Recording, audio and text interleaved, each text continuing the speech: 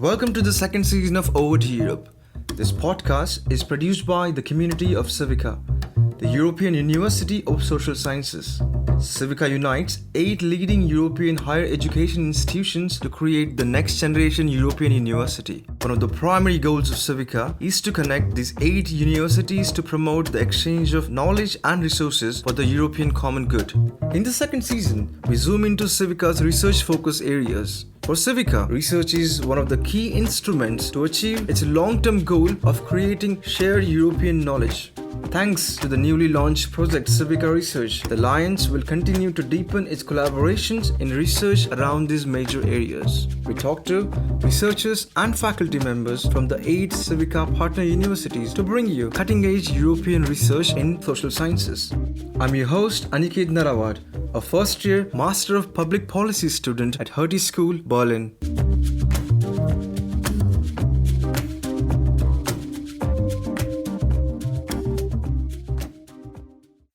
In the last few decades, we have seen a swift change in technologies, and digital technologies have been at the forefront of it. Due to technological breakthroughs and affordable access, these technologies touch a very large number of people in society. These technologies allowed us to connect with people across the globe easily.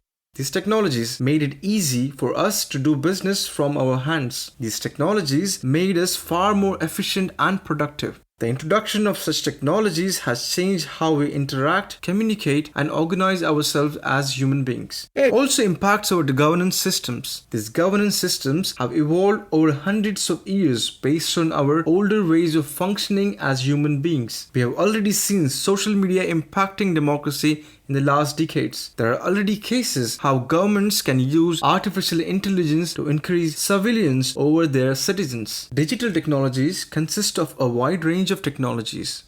In this episode, we will touch upon 2 key technologies that have changed our lives and posed significant regulatory challenges to the government: social media platforms and artificial intelligence. Talking to the experts will allow us to get a framework about how researchers as well as governments and regulatory bodies are approaching these technologies. In this episode, to discuss issues related to social media platform, I spoke to Jakob Johansson, a PhD researcher working on the impact of social media on democracy at the European University Institute. In the second half, I speak with Joanna Bryson, a leading researcher in the field of artificial intelligence and the professor of ethics and technology at Hertie School, Berlin.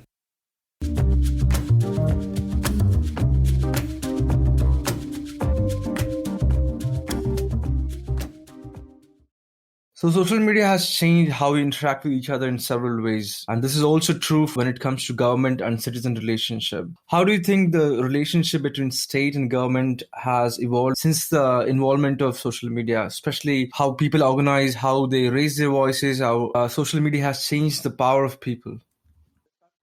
Obviously, social media has given people a new means for making their voices heard, for sharing information, for organizing around issues that they find important. And this has, through social media, arguably become easier than ever before. In some respects, this has helped shift power from former elites to the people. In obvious cases would be the Arab Spring. This was the first case in which people truly realized the power of social media. Recently, cases like the Black Lives Matter protest, the Me Too movement. Also, you can say cases where ordinary people and groups that were perhaps previously marginalized from the public debate have been able, partly through social media, to make their voices heard and to gain momentum for their cause.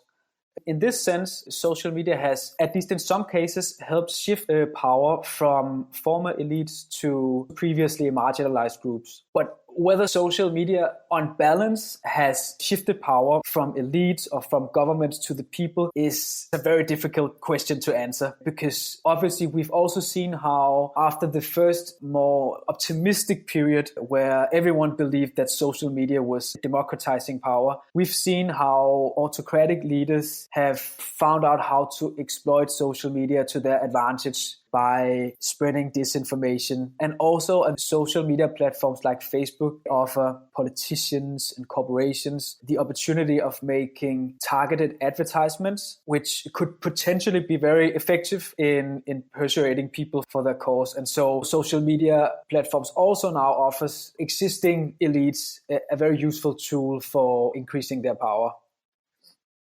Can you just a little bit talk more about what is the impact of the political manipulation that is a possibility through social media on public debate? A lot of political actors have been using bots to artificially inflate their messages across different social media platforms. So I'm not sure how big the impact of bots is. It's certainly there. How big it is, I'm not sure. But what I would like to say is that regardless of whether people use bots or not to get their message across, one thing that research has shown is that certain messages are more impactful than others on social media.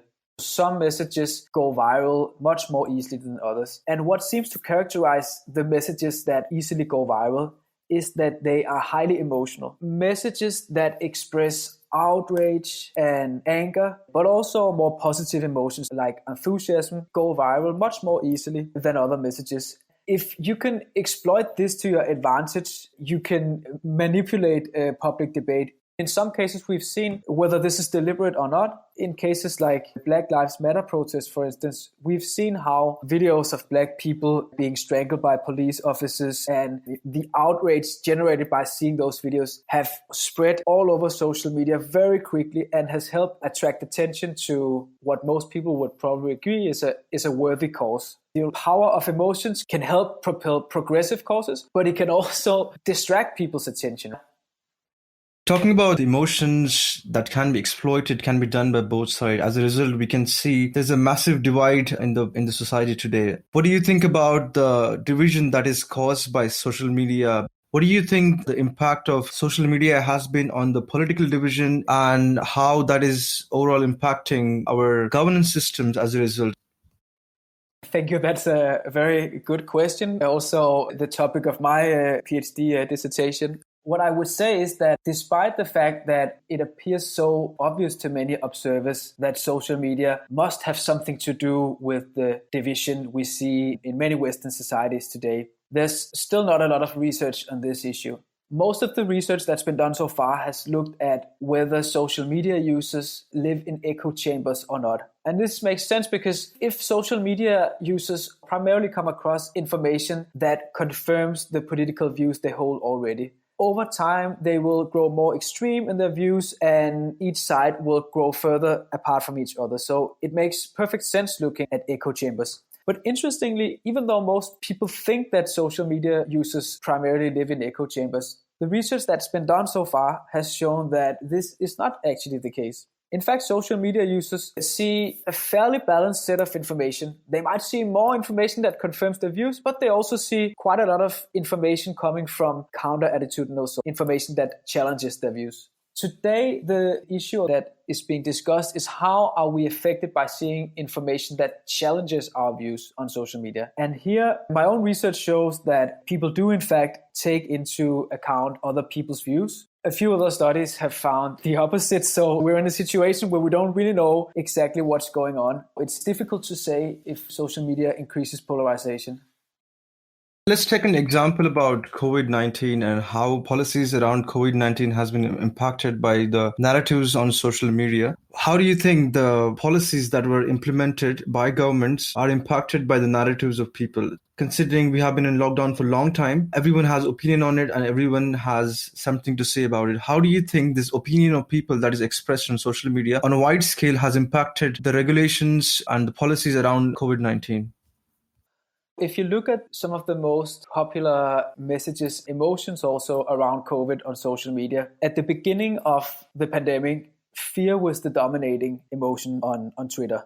Most people expressed how they feared for the consequences of COVID. And obviously, if this is something government have taken into account, then social media has perhaps only contributed to governments implementing more cautious policies. What a lot of people have noted, and what also seems true, is that, of course, there's been some resistance to vaccines, and people who are cautious or even against vaccines have been very vocal on social media. I think if this has had any effect on government, at least that's from my experience here in Denmark, the effect has been to make government more responsive to people's needs and to be very careful in their messaging about vaccines. What are the risks? What are the benefits? And not just require all people to be vaccinated without any questions. In this sense, even though most of us would probably agree that it's important to get vaccinated, I think social media has helped some people with doubts to get the message across and perhaps get government to be a little more responsive. And then you might say, luckily, despite the fact that anti-vaccine messages and narratives appear to have been very widespread on social media, in most countries, the uptake of vaccines is really high. The United States is a particular, has unique case, but in most Western countries, uptake of vaccines have been really high. Next question. One of the other issues with social media is surveillance of citizens. If you look at the developing countries and also much more authoritarian countries, social media has been used as a tool to curb liberties of people. What do you think about the relationship between surveillance and social media?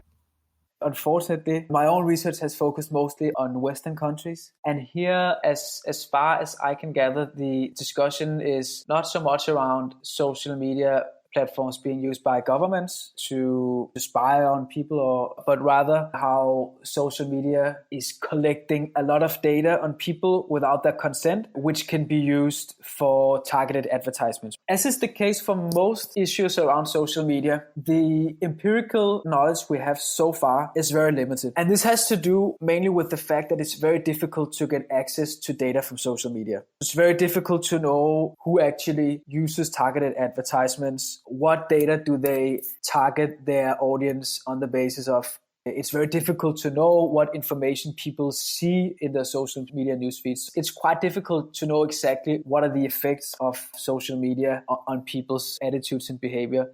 But I have seen at least one recent study where they tried to make targeted advertisements, and they found that compared to advertisements that were not targeted advertisements were indeed much more effective. They looked at whether they could decrease people's self-reported likelihood of voting for Joe Biden in the recent US election. And they found that with targeted advertisement, they could reduce people's likelihood of voting for Joe Biden with around 7% compared to advertisements that are not targeted. So it seems that at least theoretically, targeted advertisements do have the power to persuade people. And obviously this can have negative consequences for democracy if people with money can easily dissuade people from voting and can persuade people to vote for someone that they might not otherwise have voted for. We see a massive impact of social media and these technologies on democracy, but we don't have research. So how do we regulate a technology that might have potentially fatal impact on the society? You say social media has a large impact on society. That's the assumption. But my point would be to say we actually don't know for sure. We have some evidence pointing to possible effects on political participation, on people's attitudes, etc. But we don't have very clear indications of how big the impact is. The first step is obviously to get more knowledge. And I know this is difficult, but I think it's important for governments to put more pressure on social media platforms to allow researchers access to their data. There has been different initiatives, and some of them did not come to fruition. As far as I'm concerned, in the US, there's some collaboration between researchers and Facebook where they try to find out if Facebook had an impact on the recent US election. So there are some collaborations going on, and I think this is very positive. The first thing would be to say we need much more evidence and we need much more collaboration with social media platforms. Let's take an example. Fake news was considered by a lot of people to be a large problem, and some even went so far as to say that fake news decided the US election in 2016 in favor of Donald Trump. Well, recent research, which has been conducted 4 years after the fact, has shown that people did not actually see that many fake news during the 2016 election. So it's very unlikely that fake news was the main cause of the US election. But because it gained a lot of traction in mainstream media, and because it seemed a lot of people were anyway shocked at seeing Donald Trump win the election, fake news was this kind of easy answer to the question of how come Donald Trump ended up as US president. But with more research, we find out that maybe fake news is not such a big problem. So this just goes to show how research is important, right? Even if we can't get access to the data we would want from social media companies, I think it's still possible to make regulations where we try to anticipate what might the possible effects of social media be. So we have some idea of what information do people see on social media, of what are the dominating debates on social media. So we can make some studies, even without access to data from social media, where we try to simulate what are the possible effects of these phenomena. If we find that they are negative, then maybe it's necessary to regulate against them. Tracking down fake news. How do we do that? There are billions of news. How do we implement, even if we found hypothetically impact of fake news? So how do we track it down? You are absolutely right. This is very, very difficult. And I can understand why social media companies have a hard time moderating the content that appears on their platforms. Because as you say, there are millions of pieces of information popping up every day. So this is a huge challenge, of course. They are already working on this, and they have been working on this from day one, as far as I understand. Facebook, Google, etc. They have a lot of content moderators employed who constantly monitor social media for information like this and remove it as soon as they see it. Social media companies are already trying to regulate content, and they are already removing a lot of content every day. Content that most of us agree should be removed, like child pornography, terrorist videos, etc. So it's clear that they seem to have the capacity to remove content. The question is perhaps more about what content should be removed and what should not be removed. One possibility is doing like Germany, who implemented a law in 2018 that required social media companies to take down content that had been reported by users and was illegal according to the constitution of Germany. Of course, there is this whole question of who should decide what content should stay on site, who should decide what content gets to be removed. And I think building on the country's existing legal framework is a good way forward, because then at least you have the possibility of changing via democratic means the laws that govern what content should be allowed and what content should not be allowed. The alternative right now is that social media companies themselves decide what content should be on their sites and what content should not be on their sites. There's very little transparency there. We have very little knowledge about when and why they decide to remove some content. What are people's possibilities of appealing if their content has been removed for the wrong reasons? I think making legislation like Germany is a good start. One of the impacts of social media and censoring is values such as liberty. When you try to restrict people what they can say and what they cannot say, it impacts directly on these values. What's the impact of social media on how we look at these values such as liberty, and how do we balance between innovation and regulation?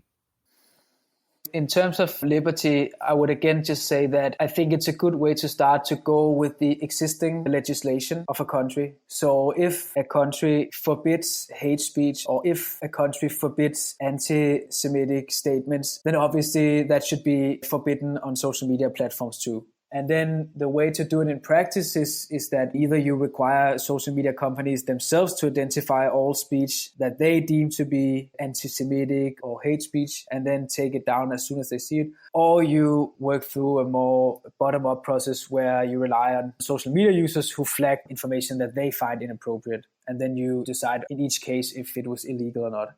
That was Jakob Johansson, a researcher with a focus on social media platforms. He has interestingly pointed out how we might be falsely accusing social media platforms for some of the political issues. But at the same time, he insists that we need further thorough research about these platforms to truly understand their impact. In the next segment, I speak with Joanna Bryson, a leading researcher in the field of artificial intelligence and ethics. She will take us through the challenges of regulating complex technologies such as artificial intelligence and how regulatory bodies are thinking about them.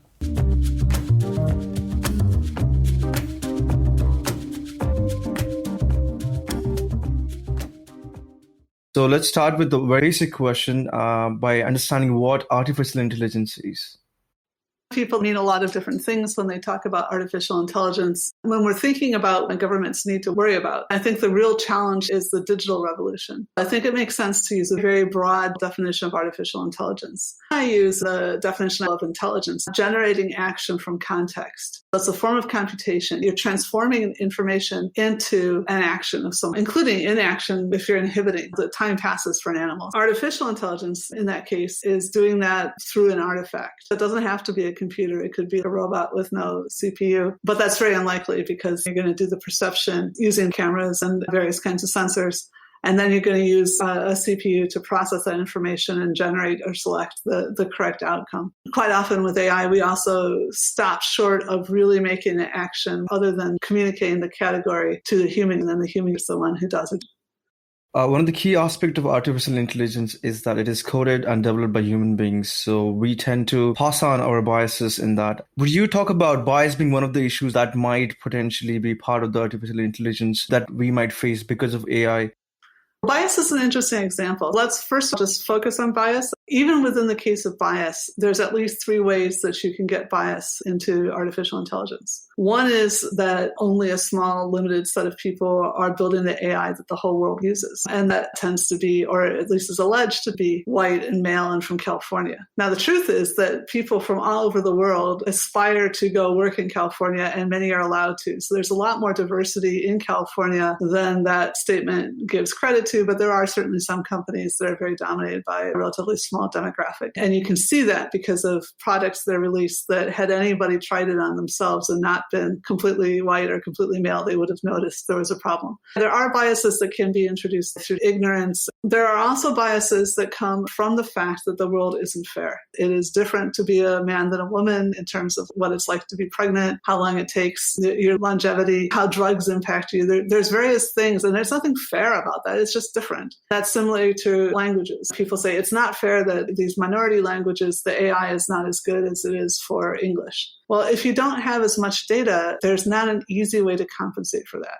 Now, that's not an excuse. There's some languages, for example, Spanish, where there's enormous numbers of speakers, and there should be really great Spanish natural language tools. If there weren't, you'd have to say, well, what's going on here? It's not about the data. So I'm not trying to give people an excuse, but I'm just saying that, again, there's physical limits that are based on the fact that we're not all starting from a level playing field. So technology, especially if you train it using machine learning rather than programming it, it tends to reflect the world from which it derives, and not just because of the biases in people's heads, but because of the fact the world is set up that way. People talk about artificial intelligence perpetuating colonial inequalities or unfairness. In a way, it's wrong to talk about artificial intelligence in that context. What you should really be complaining about is cultures or countries that are perpetuating these biases. And artificial intelligence is just one of the ways that we're expressing a problem. And yes, sometimes it may magnify it. Often it's reducing it. For example, biases in hiring. You could use artificial intelligence. You could detect and then replicate existing biases in hiring. But that's not what most people do. Most people use artificial intelligence to help them find the kind of people they know that they were overlooking, to overcome their own human implicit biases. We can write code to do that kind of thing if we know and we want to.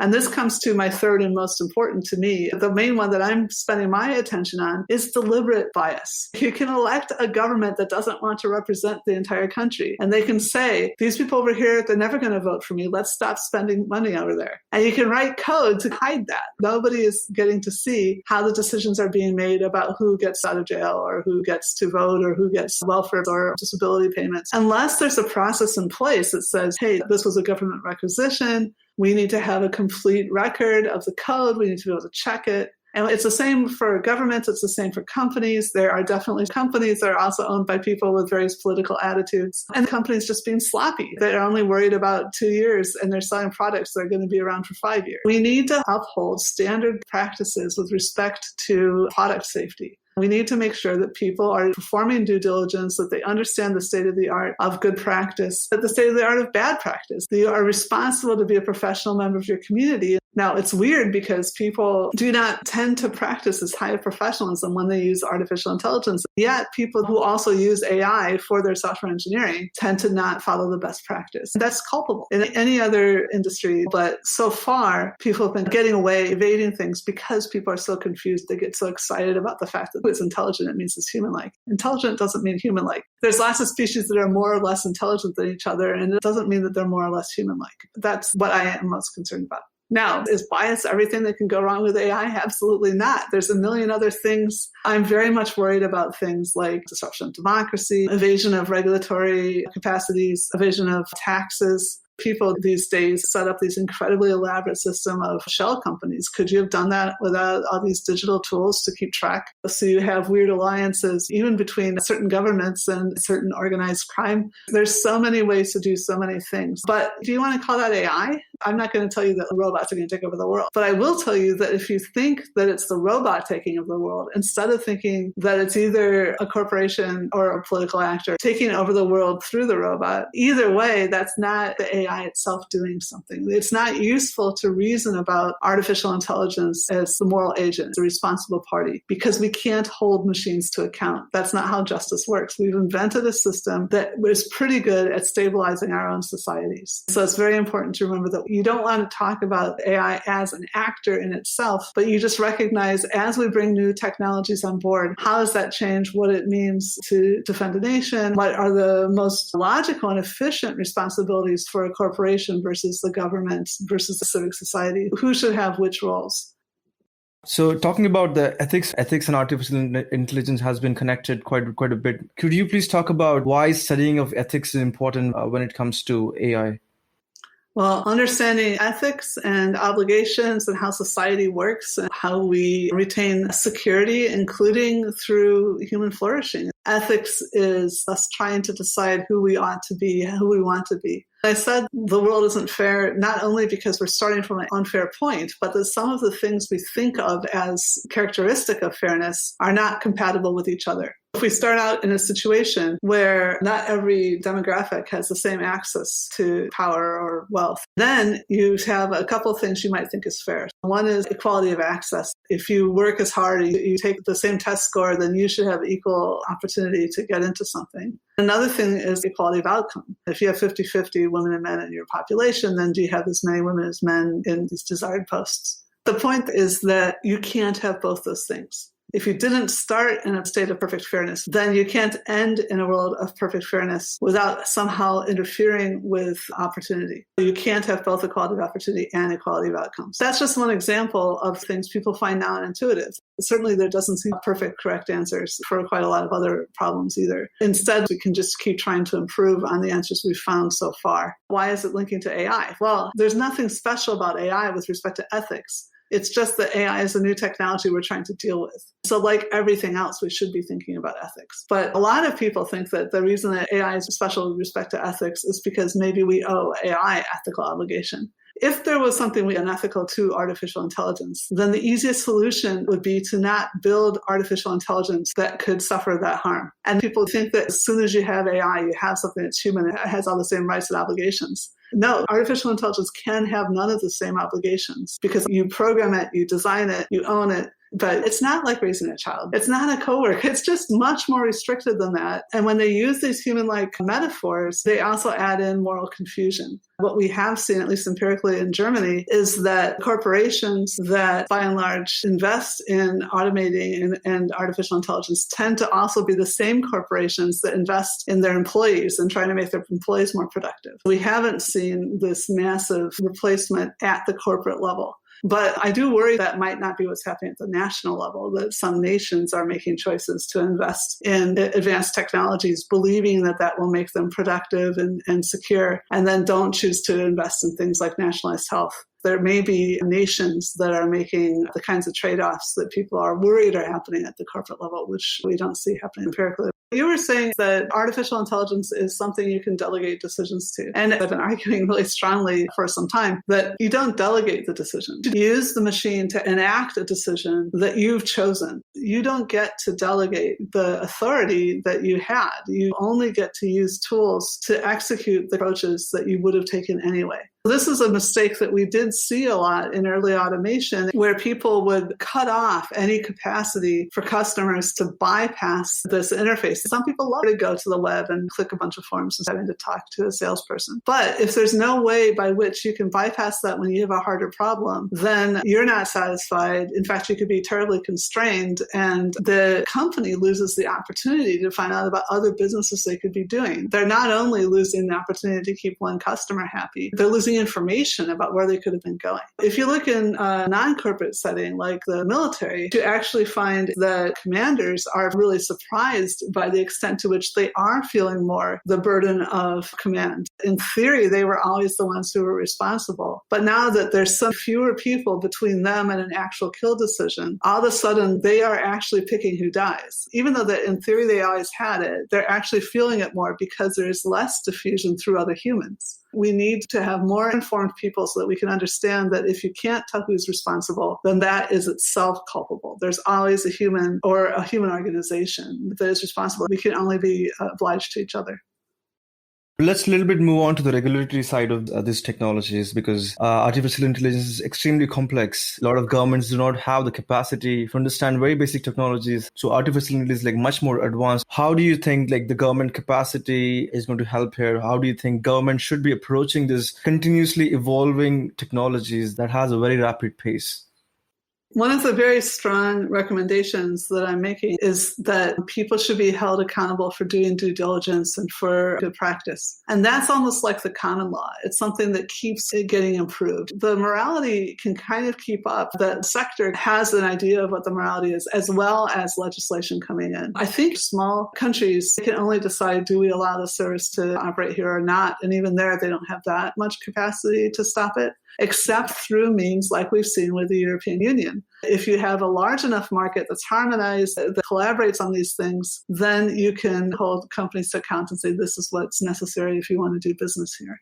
Now, notice even in the EU, you have problems like certain countries that are not charging adequate tax and are allowing people to do tax evasion. So there's various problems that even the EU is having coordinating. But I hope that the future will be more amalgamations of countries figuring out how to get on top of these kinds of things by joining coalitions. Countries come together and find out about competences so that they can learn good ways from each other about how to regulate. But they do have to cooperate with each other. I think if we get on top of the taxation problem, and you can tell there's just massively undertaxed, then we can start talking about things like, well, could you provide some of your obligations in form of service? And can you help us with some things like cybersecurity? So we could start having interesting conversations about how to equalize that back out. But you've got to have a large enough regulatory area, which for a corporation means a large enough market that they want to get in.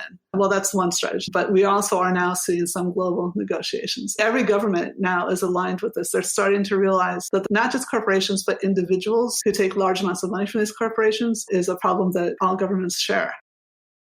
So we have governance systems which have developed over centuries now. The democracy we have today is a product of continuous evolution in the last decades, centuries. But technologies such as artificial intelligence, other digital technologies have potential to disrupt all of these structures because the way we interact is changing, the way we organize ourselves as human beings is changing. How do you think artificial intelligence specifically has potential to change the governance system? Do we have the capacity to cope up with the pace of the changing technology and its impact? First, I think what challenges governance structures the most is changing the cost of distance. If you look at what happened when people introduced horses to Europe, that also required massive changes in security and governance structure and everything else, because suddenly people could be somewhere really fast. And the telegraph, the last time we had this massive inequality that led to entropy and wars and everything, it was like oil and the telegraph and rail. And those were the new things that were creating massive wealth because they were so far under-regulated. I don't think it's really special to artificial intelligence and that it's only a disruptor. When we get on top of how to use it to do so, I think then artificial intelligence can be a means to help govern well. In fact, one of the things we all worry about is how do we defend ourselves from surveillance? How do we maintain freedom of thought, freedom of expression? Well, I think it's the same way we maintain the privacy of the home. It's not that the police or the army can't get into your home. It's that you have an entire system of law that defends your home. And hopefully, if you're not too marginalized by your state, then if the state breaks into your house, it would upset a lot of people and you would have some kind of disruption. There would have to be some serious reason for the state to be in your house. We're going to have systems for detecting when we've been manipulated, when our data has been retained and exploited and deployed against us. I don't think it's something we're going to notice necessarily as individuals. I think we're going to need to use technology to defend the space of what it is to be human. But I do think we'll get on top of it. My metaphor is when you have a big disruption, you have a landslide or a flood or something, the first plants that come back are weeds. And they're fast movers, they're simple, they don't have very deep roots. But they are the ones that hold the ground together enough that a more rich ecosystem can come. And I think that we're in the process of now. We're back to the autocracy is kind of the weeds, and the more complex democratic, even the more complex hybrid autocratic democratic systems will come afterwards. But I do think that this is ultimately an empowering technology for a stable long-term solution. People should be looking for how to make sure that we are human-centered and that humans can flourish. That was Professor Bryson. She helped us understand what AI is exactly and how it changes the technological landscape in the coming years. She also talks about how these technologies have the potential to encroach on our fundamental rights and how we need to use technology and new regulatory frameworks to tackle these issues.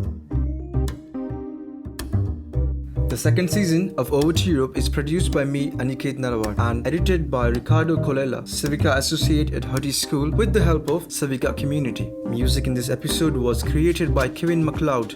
This podcast is funded by the German Academic Exchange Service. Subscribe and learn more at www.civica.eu/over to Europe. Stay tuned for our next episode.